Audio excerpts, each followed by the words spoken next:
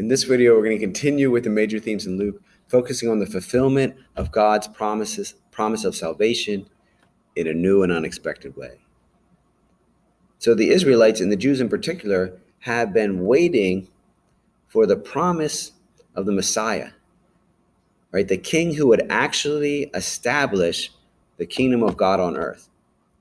Right? Now, this kingdom of God was something that they were striving for since they were freed from slavery in Egypt. So for generations and generations, they had been trying to live out God's will to form a society that was just and free, right? A society in which each member was valued and loved. And the promise of the Messiah said that this is God's kingdom on earth, this community they've been striving to establish for over 1,000 years now, would finally be realized.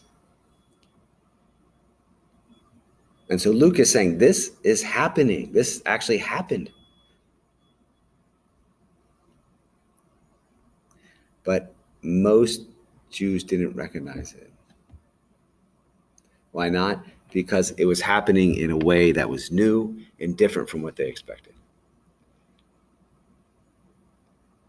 So, for example, most Jews during the time of Jesus probably expected the kingdom of heaven to be a Jewish state that was established through a military revolt against the Romans, their new oppressors. It didn't happen that way, right? Most of the Jews at that time probably thought that the Messiah would be in line with and get along great with the Jewish religious authorities at the time, right? The holy rollers, so to speak, like the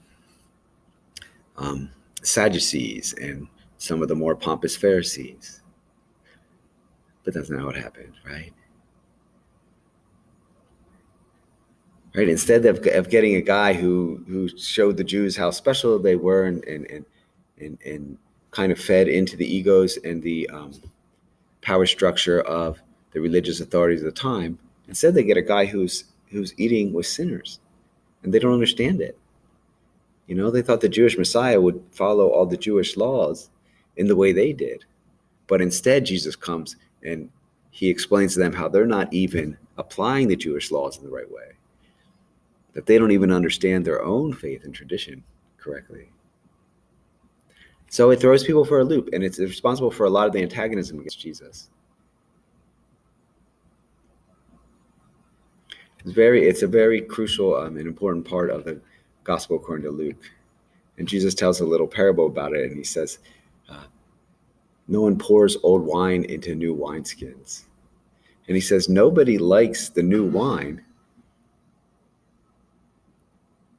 They always say the old wine is better, right? So keep an eye on this as we go through the Gospel according to Luke.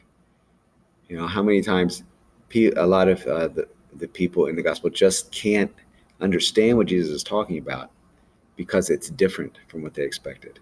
They just can't see that the kingdom of God is being revealed, that it's present there among them.